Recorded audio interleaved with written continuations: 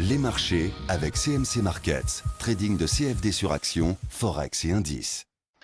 Bonjour, je vous présente aujourd'hui une vidéo d'analyse technique de Peugeot tradable à partir de la plateforme de CMC Markets. On va commencer par une vue assez large de Peugeot pour voir que les choses sont en nette amélioration. Regardez plutôt au plus bas de sa méforme en décembre, le cours de Peugeot est allé chercher des niveaux inférieurs à 9 euros et maintenant on progresse gentiment au point d'arriver au seuil des 10 euros. D'ailleurs, les indicateurs ne s'y trompent pas, ils sont en nette amélioration. Regardez le MACD ici en train de croiser son signal à la hausse, ça c'est vraiment bien.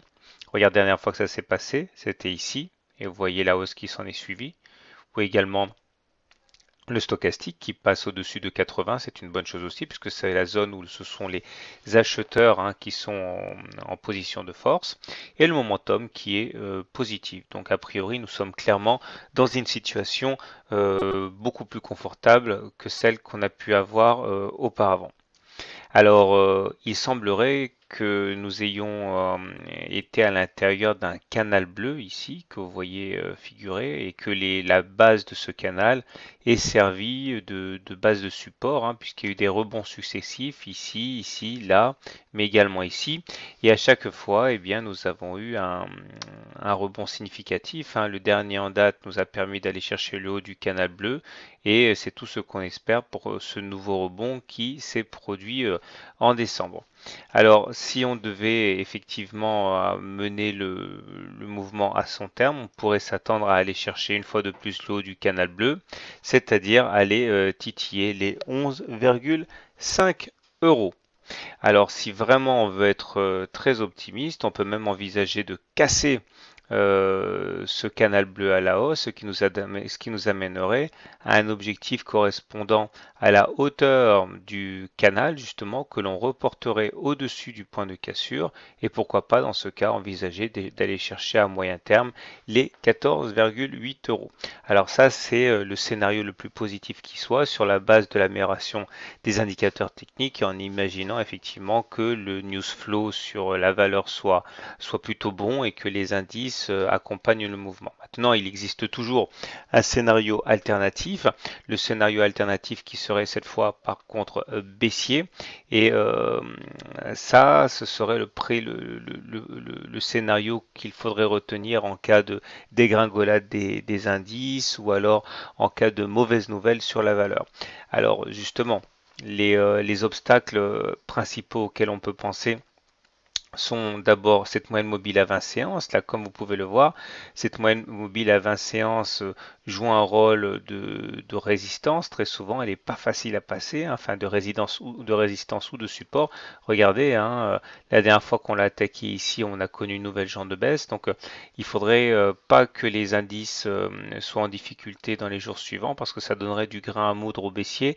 Et cette moyenne mobile à 20 séances ici ne sera encore une fois pas si facile à passer.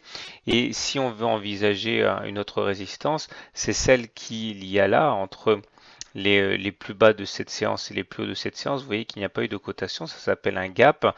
Et ça a tendance à rejouer également un rôle de résistance à la hausse. Alors là, effectivement, si on veut jouer à se faire peur, on peut tout à fait envisager que nous soyons en train de construire un drapeau, enfin oui, un fanion descendant. En voici le mât. Et voici le drapeau lui-même. Et dans ce genre de situation, eh bien, on peut tout à fait concevoir l'idée que nous ayons une sortie par le bas, puisque c'est généralement ce qui se passe si c'est ce scénario. Et dans ce cas, l'objectif correspondrait au report de la hauteur du mât, ici, sur la base du drapeau, ce qui nous amènerait à aller chercher les 7,5 euros et qui validerait l'idée sur laquelle nous ne soyons pas dans un canal, mais plutôt dans un biseau d'élargissement, ici tracé en vert. Alors, comme d'habitude, deux scénarios qui accompagneront le news flow. Encore une fois, l'analyse fondamentale est quand même la plus importante. L'analyse technique est là pour optimiser les points d'entrée et les points de sortie.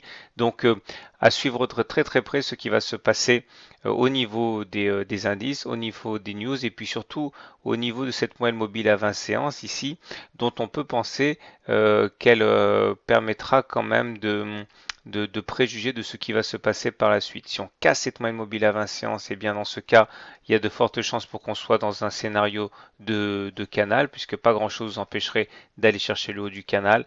Par contre, si on devait buter sur cette moyenne mobile à 20 séances, dans ce cas, faites attention parce qu'on peut avoir ici les prémices d'une nouvelle jambe de baisse, une jambe de correction qui nous amènerait à revenir sur les plus bas et voire même encore plus bas. Voilà, je vous souhaite une bonne journée, de bons trades. À très bientôt pour une autre analyse technique.